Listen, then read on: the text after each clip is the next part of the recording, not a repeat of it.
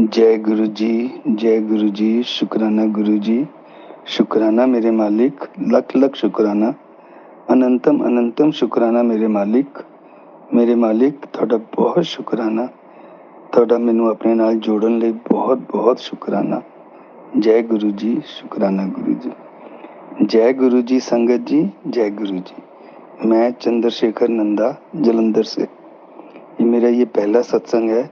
हालांकि मेरी आंटी ने अपने 2 सत्संग शेयर कर दिए हैं।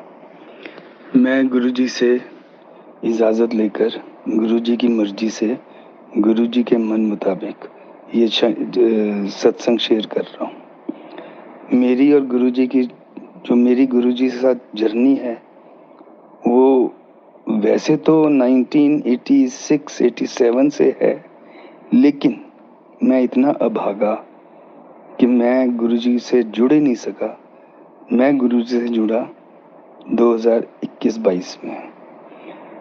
इनफैक्ट 1986 से हम डिफेंस कॉलोनी जलंधर में रहते थे और मैं गुरुजी से हार्डली 50 मीटर की दूरी पर था। मैं रोज दिन में 3 बार 4 बार 5 बार गुरुजी के मंदिर के आगे से गुजरता था, आता था, जाता था, और मुझे ये भी कुछ पता था कि यहाँ पर एक गुरुजी हैं, पर मैं इतना अभागा, इतना बेवकूफ, मैं नहीं समझ सका। ना ही मेरे मन में कभी जिज्ञासा उत्पन्न हुई कि मैं पता करूं ये कौन से गुरुजी हैं।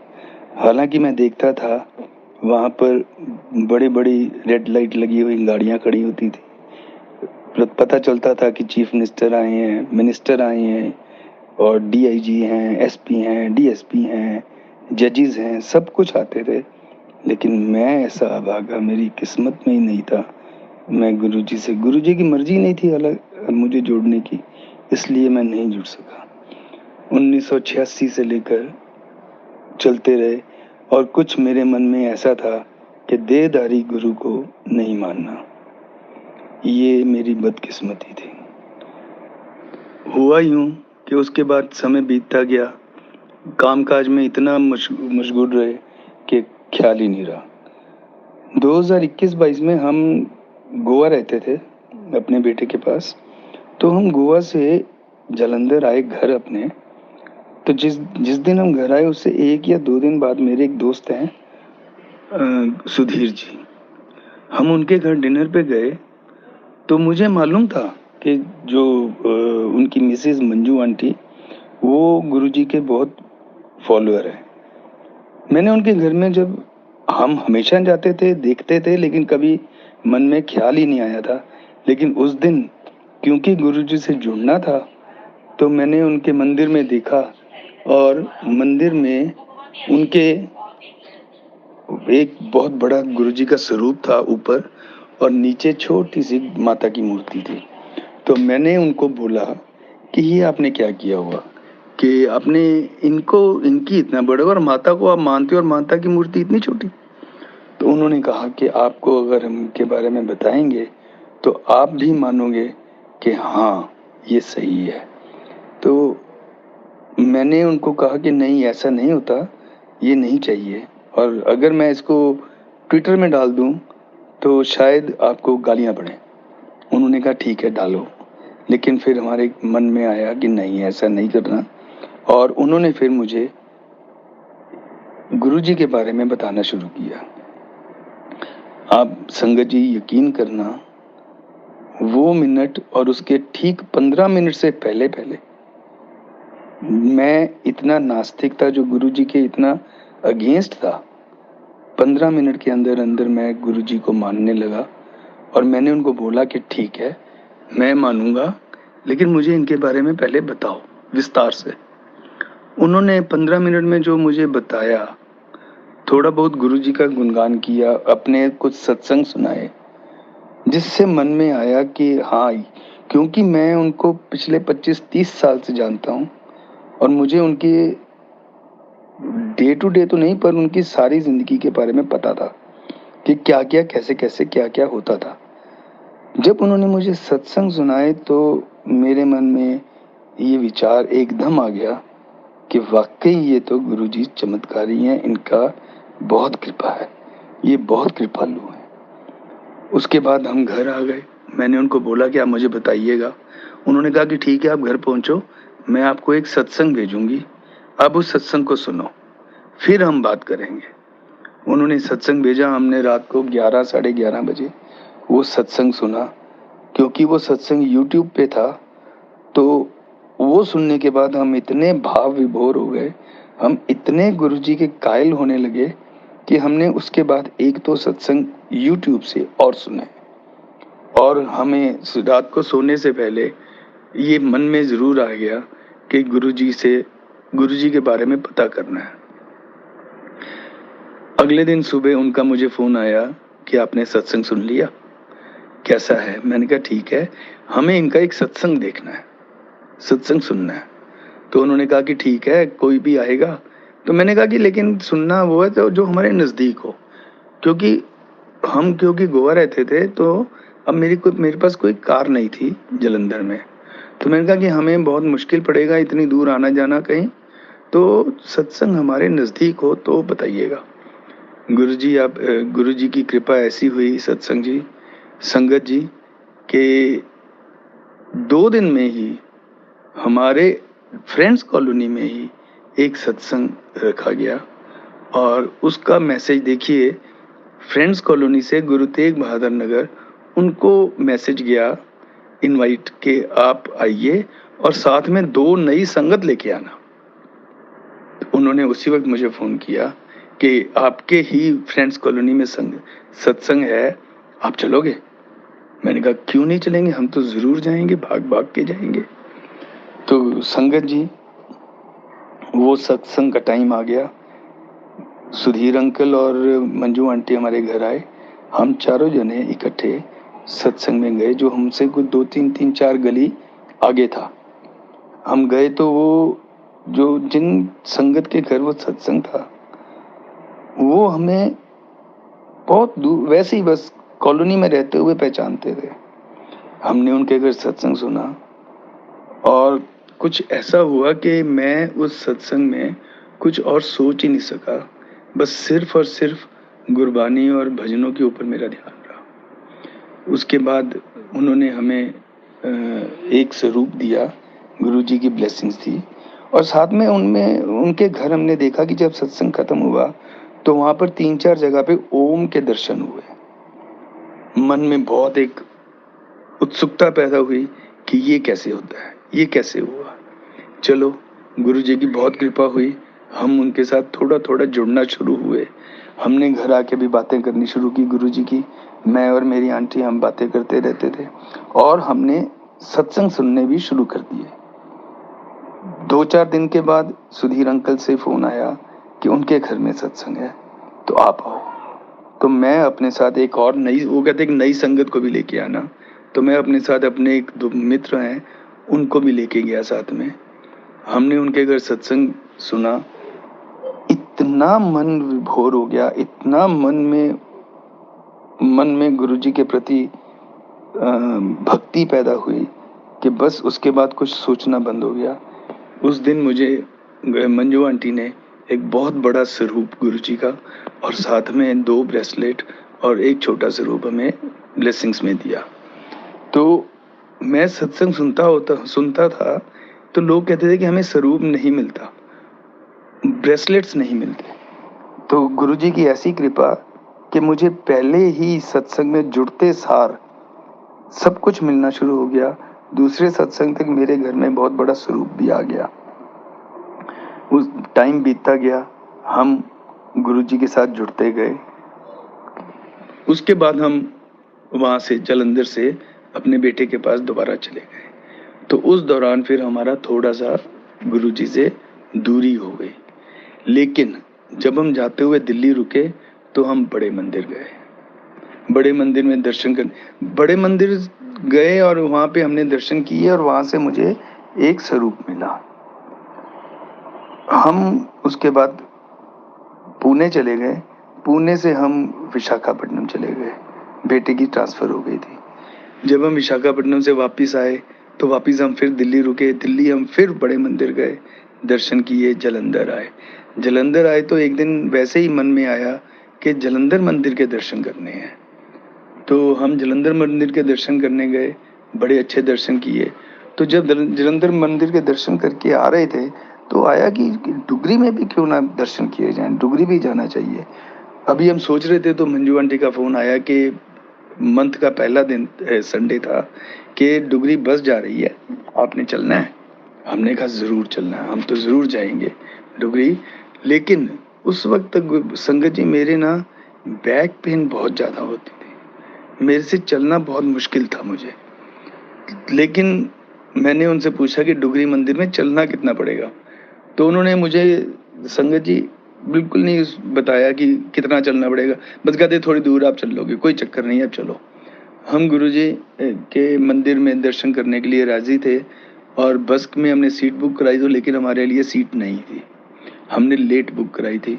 तो लेकिन क्योंकि मन में एक हमारे आ गया था जाने को, तो इसलिए हमने कहा चलो हम टैक्सी से चलते हैं। लेकिन गुरुजी की करनी, रात को 9:30 बजे शनिवार को मैसेज आ गया कि टैक्सी कैंसिल कर दो, आप बस में चलोगे, आपकी सीट हो गई है। गुरुजी ने ऐसी कृपा करी कि हम संगत जी और संगत के साथ बस में ही डुगरी मंदिर गए। संगत जी अब आप बिलीव करना, जब हम डुगरी मंदिर जा रहे थे तो मेरे मन में वैसे ही आया कि गुरुजी मैं आ रहा हूँ, मुझे अब ठीक करके वापस भेजना। और वहाँ पे अप्रोक्सीमेट आपको मालूम ही है संगत जी कि 3 से 4 किलोमीटर उस दिन बहुत रश था, बहुत चलना पड़ा और खड़े ही रहना पड़ा, कहीं बैठने की जगह भी नहीं थी। लेकिन मैं चलता गया, मुझे कुछ नहीं हुआ। जब हम लंगर प्रसाद लेके बाहर आए और बाहर वो जो हॉस्पिटल है वहाँ हमारी बस खड़ी थी, हम हॉस्पिटल के पास बैठ के लंगर खाने लगे, तो जाके मुझे महसूस हुआ कि मेरे तो दर्द हो रही है अब, लेकिन पहले बिल्कुल नहीं हुई। इतने अच्छे, इतने प्यारे दर्शन हुए, कुछ महसूस नहीं हुआ। बाहर आकर थोड़ा सा हुआ कि दर्द हो रही है, लेकिन हम लोटा ब्लेस करा के लाए थे। उसके बाद हम घर आए, घर आने के बाद हमने, गुरुजी ने बहुत कृपा करी तो मेरी दर्द 50% तो खत्म हो गई। संगत जी अभी मुझे और याद नहीं आ रहा, मैं अपने सत्संग को यहीं पे विराम देता हूँ, लेकिन मैं अभी दूसरा सत्संग भी शेयर करूँगा थोड़ा सा करके कि, और क्योंकि मेरे बहुत सत्संग हैं, मेरे इतने सत्संग हैं, इतनी गुरुजी की ब्लेसिंग्स हैं कि मैं आपको क्या बताऊँ। मैं आपको अभी 15 मिनट पहले का सत्संग बता रहा हूँ, क्योंकि सत्संग बीच में बहुत है, लेकिन ये सत्संग मैं बताना चाहता हूँ क्योंकि इसी सत्संग के लिए ही मैंने सत्संग शेयर करना सोचा। अभी इस वक्त रात के 9:30 बजे हैं और आज 23 तारीख है, 23 फरवरी, 9:30 बजे हैं। 9 बजे के आसपास खाना खाने लगा तो जो मैंने चपाती ली, उस चपाती में एक बहुत बड़े नाग देवता बने थे। तो मैंने अपनी आंटी को बुलाया कि मैंने कहा देखो गुरुजी के दर्शन कर लो। हमने दर्शन किए, हम कुछ नहीं बोले, चुप रहे।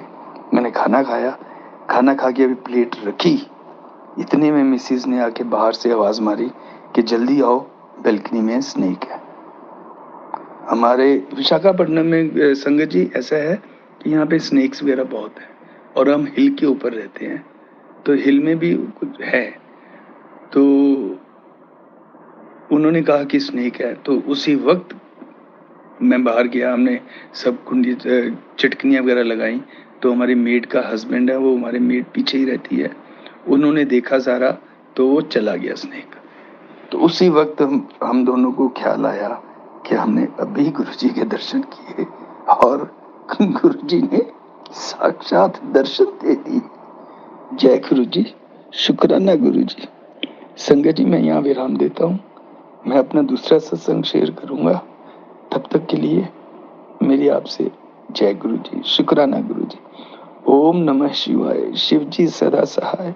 ओम नमः शिवाय, गुरुजी सदा सहाय। जय गुरुजी, शुक्राना गुरुजी। संगत जी जय गुरुजी, शुक्राना गुरुजी। जय गुरुजी। संगत जी, ये मेरा 9th शुक्राना सत्संग मैं शेयर कर रही हूँ, वो भी गुरुजी की कृपा से। और गुरुजी ने बहुत मेरे को डाँट लगाई है इन दिनों में, क्योंकि मैं चलो भूली तो नहीं थी, एक्चुअली टाइम ही नहीं लग पा रहा था, तो जिसकी वजह से मैं शुक्राना सत्संग नहीं शेयर कर पाई जल्दी से जल्दी। तो आज तो पिताजी ने मुझे इतनी डाँट लगाई ना, तो बस ऐसे पूछो कि जैसे मैं बता नहीं सकती कि मैंने क्या महसूस किया था आज। मैंने कहा, पिताजी आपने आज जो सत्संग करवाना है, जैसे करवाना है आप करवाइए। तो सत्संग शुरू करने से पहले मैं गुरुजी का मंत्र जाप करूँगी। ओम नमः शिवाय, शिवजी सदा सहाय। ओम नमः शिवाय, गुरुजी सदा सहाय। जय गुरुजी। शुक्राना गुरुजी, शुक्राना, शुक्राना, अनंतम अनंतम शुक्राना। शंकर जी, आप सबका भी शुक्राना। आंटी जी, जो आप मेरा सत्संग शेयर करेंगी, आपका भी बहुत बहुत बहुत शुक्राना। तो सत्संग इस तरह से है कि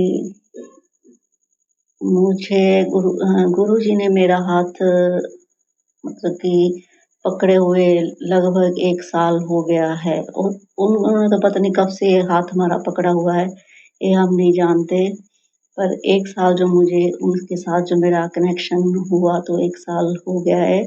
और जो आने वाली 7 जुलाई को मैं बड़े मंदिर भी गई थी गुरुजी के बुलाने पर। तो ये 1 साल कैसे गुज़र गया, मुझे इसका बिल्कुल भी अंदाज़ा नहीं है, कैसे ये गुज़र गया। इतनी दुःख तकलीफ़ें हमारी लाइफ़ में चल रही थी, जिनके चलते हुए हमने तो जीवन की आस भी छोड़ दी थी कि हमारा जीवन अब आगे है या नहीं है। तो गुरुजी ने उस वक़्त आके हमारी बाँह पकड़ी, और आज ये दिन है कि हमें इतना भी नहीं पता कि पीछे हमें क्या दुःख था, हमारी लाइफ़ में क्या हो रहा था, क्या नहीं हो रहा था। हमें उस चीज़ का अब कोई पता नहीं है। शंकर जी, ऐसा होता है ना कि जैसे हम इंसान हैं, तो हम भूल जाते हैं। वो भगवान जो होते हैं ना, वो कभी नहीं भूलते।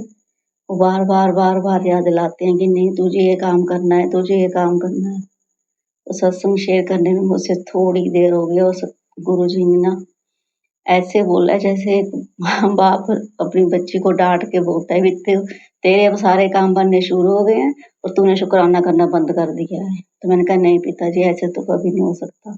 मैं अपनी ज़िंदगी में साँस लेना भूल सकती हूँ, पर आपको नहीं मैं भूल सकती गुरुजी।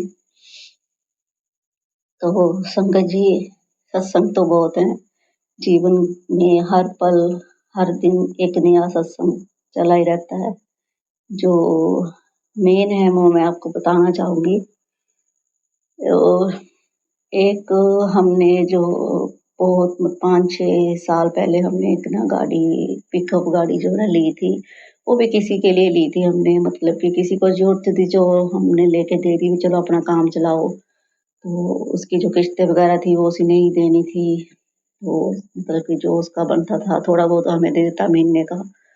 तो किसी ने बीच में आके, मेरे अंकल जी का कोई दोस्त ही था, उसने बीच में आके ऐसा-ऐसा बातें कर दी, तो उस आदमी से उसने वो जीप जो है वापस करवा दी।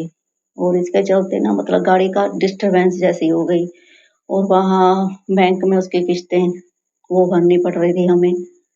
तो एक और हमारे सर्कल में ही आदमी आ गया, तो उसने मतलब कि पावर ऑफ अटॉर्नी उसने ले ली, उसकी भी मैं इसको रख लूँगा। तो हम निश्चिंत हो गए, मैंने कहा चलो अच्छा हो गया, अभी ये चलाएगा, अभी इसकी किस्त-पुस्त भी यही दे देगा। तो हमें क्या पता था अभी इसके आगे और क्या बुरा होने वाला है। तो उस आदमी ने क्या किया, तो भी वो एक ओएलएक्स ऐप चला हुआ था, उसके थ्रू उसने वो गाड़ी जो है वो सेल कर दी किसी को।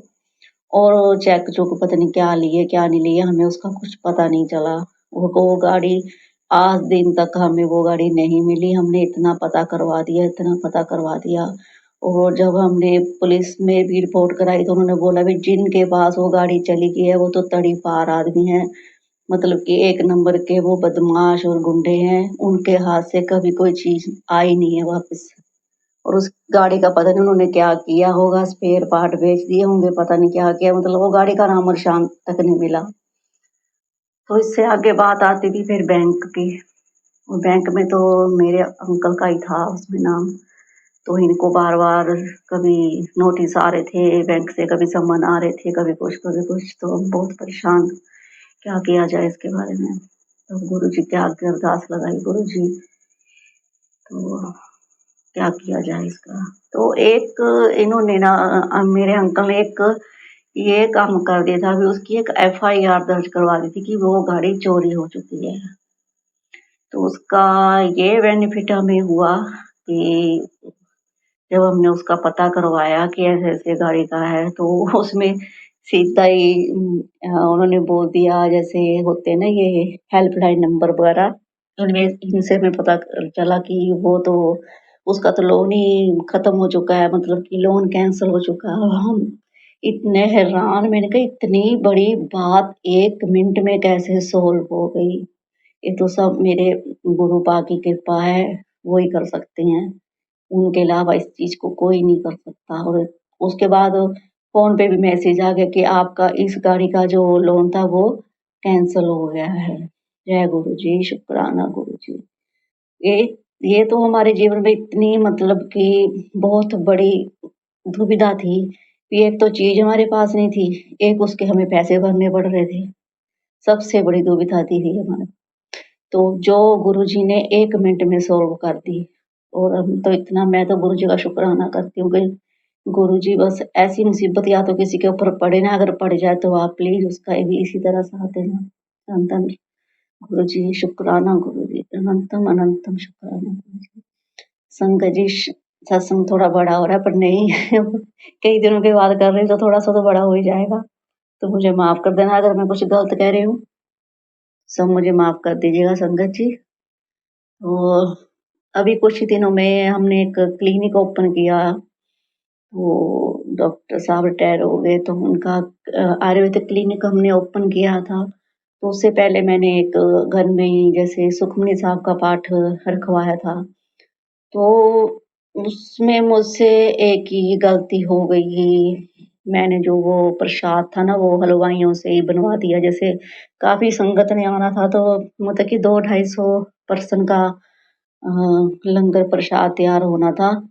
तो हमारे गाँव में है वो, हमारे कलीग ही है वैसे तो। तो उनको हमने बोल दिया, तो मुझे इतना नहीं पता था कि ये आदमी कुछ नशा वग़ैरह भी करता करता तो था, पर मुझे इतना नहीं था, अभी ये लंगर बनाने के टाइम भी जैसे कुछ ऐसा कर लेगा। तो जैसे वो सुबह आया, अभी जैसे बर्तन वग़ैरह लाने थे, धोने थे, सब कुछ करना था। तो जैसे वो खड़ा हुआ तो मुझे उसके मुँह से ना स्मेल आई, जैसे उसने ड्रिंक किया होगा, शायद रात का किया होगा, मुझे नहीं पता। पर स्मेल आई तो वो मेरे मन में ना कुछ ऐसे ही गट खटका जैसा हो गया कि मैंने कहा मैं ठीक कर रही हूँ क्या गलत कर रही हूँ। तो उस टाइम पे मैं कर भी क्या सकती थी, अब इतने लोगों को बुलाया था तो उनका खाना तो तैयार करना ही था, तो थोड़ा गिल्टी तो मेरे मन में हो ही रही थी, पर मैं उस टाइम में कुछ भी नहीं कर सकती थी। मैंने गुरुजी के ऊपर छोड़ दिया, मैंने कहा गुरुजी आप जानो अब मैं क्या करूँ। तो मुझे उस ना कुछ अच्छा नहीं लग रहा था। मैंने कहा लंगर प्रसाद बन भी रहा है और इसका जो है ना वो अनादर जैसा मुझे लग रहा था, ये अच्छी बात नहीं हो रही है। तो साथ में मैंने अपना मैरिज ब्यूरो भी खोला हुआ है।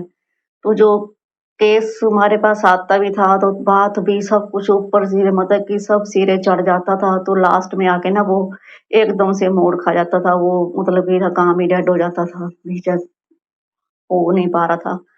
तो मैंने, ये तो रात का ही सत्संग मैं बता रही हूँ कि रात को जैसे ही मैं सोने जा रही थी, तो मैंने गुरुजी के आगे अरदास लगाई। मैंने कहा गुरुजी ऐसा क्यों हो रहा है? अभी काम भी आ रहा है, सिरे भी चढ़ जाता है और फिर उसके बाद बिल्कुल ही, मतलब कि उसका नामो-निशान ही खत्म हो जाता है, अभी ये कुछ हुआ ही नहीं है।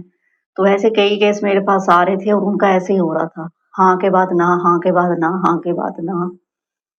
तो मैंने कहा गुरुजी क्यों हो रहा है, कि मुझसे क्या गलती हो गई है? तो ऐसे ही जब मैं सोने गई तो मैंने देखा एक मैसेज फ्लैश हो रहा था, तो उसमें था कि कुड़िए तेनू तू कहंदी है भी मेरा काम क्यों नहीं बनदा है, ता जेड़ा तैं सतसंग कराया, तैं सोचा कि मैं बड़ी शो कर दित्ती है, डेकोरेशन कीती है ते मैं बहुत बड्डा सतसंग कराया है, पर तैं एक गलती कर दित्ती। ਤੇ ਜਿਹੜਾ ਤੈਂ ਮਤਲਬ ਕਿ ਹਲਵਾਈ ਲਗਾਇਆ ਸੀਗਾ ਉਹ ਨਸ਼ਾ ਕਰਕੇ ਆਇਆ ਸੀ। और मेरे तो ना संगत जी रोंगटे खड़े हो गए। मैंने कहा हे भगवान, अभी मैंने कहा ये बात मेरे मन में ही चली हुई थी जो गुरुजी ने मेरे को मतलब कि क्लियर कर दी कि वो आदमी जो था वो नशा करके आया हुआ था और मैंने उसका बनाया हुआ जो भोग था वो मैंने प्रसाद था वो मैंने भोग नहीं लगाया, उसको स्वीकार नहीं किया है। अगर वही भोग तू खुद बनाती अपने हाथों से तो मैं उसको स्वीकार करता। और तू ढूंढ रही थी मेरे दर्शन, गुरु जी के दर्शन नहीं हो रहे हैं, मेरे को ब्लेसिंग नहीं मिल रही है, तो इस वजह से वो मेरी ब्लेसिंग भी बोलते मैंने नहीं दी और मैंने भोग भी नहीं लगाया। और ऐसा काम बोलते आगे से मत करना। जब भी कभी आपने प्रसाद बनाना है तो खुद बनाना और खुद मुझे भोग लगाना। और मुझे इतनी गिल्टी फील हुई, इतनी गिल्टी फील हुई। मैंने कहा हे भगवान, मैंने कल चलो भगवान ने करवाया था जो करवाया, पर एक गलती की वजह से मेरा सारा काम जो था वो खराब हो गया। संगत जी, मैं आप सबको भी यही बोलूंगी कि कभी भी आपके घर में कुछ भी हो तो कम से कम आपने भोग का जो प्रसाद है वो खुद तैयार करना है गुरु जी के लिए। गुरु जी तो कुछ भी नहीं मांगते हैं, गुरु जी तो सिर्फ एक सिंपल साधारण बहुत अच्छे और प्यारे हैं। इनको तो आप जो अर्पण करोगे ये भोग लगाएंगे। तो संगत जी, मेरे ये 2 सत्संग थे, मैंने वो शेयर करने थे ज़रूर। तो इन सत्संग को शेयर करते-करते अगर मुझसे कोई गलती हो गई हो तो मुझे माफ़ करना। तो सारी संगत को मैं शुक्राना करती हूँ, गुरु जी का शुक्राना करती हूँ। और जो आंटी मेरा ये सत्संग शेयर करेगी उसको भगवान गुरु जी बहुत बहुत बहुत ब्लेसिंग दे, उनके सब काम सवारे, सारी संगत के काम सवारे, सर्वत्र का भला करे। गुरु नानक देव जी सर्वत्र का भला करें, गुरु जी सर्वत्र का भला करें, सर्वत्र का भला करें। गुरु जी का समाधि दिवस था, उस समाधि दिवस पे मुझे गुरु जी की बहुत बहुत याद आई और मेरी आंखें नम होती गई बार बार। तो मैं ये गाना गुरु जी के लिए जरूर गाऊंगी। तो गुरु जी मुझे इजाजत दें। जो उनका फेवरेट गाना था, लग जा गले के फिर ये हंसी रात हो ना हो, शायद फिर इस जन्म में मुलाकात हो ना हो। लग जा गले के फिर ये हंसी रात हो ना हो, शायद फिर इस जन्म में मुलाकात हो ना हो। लग जा गले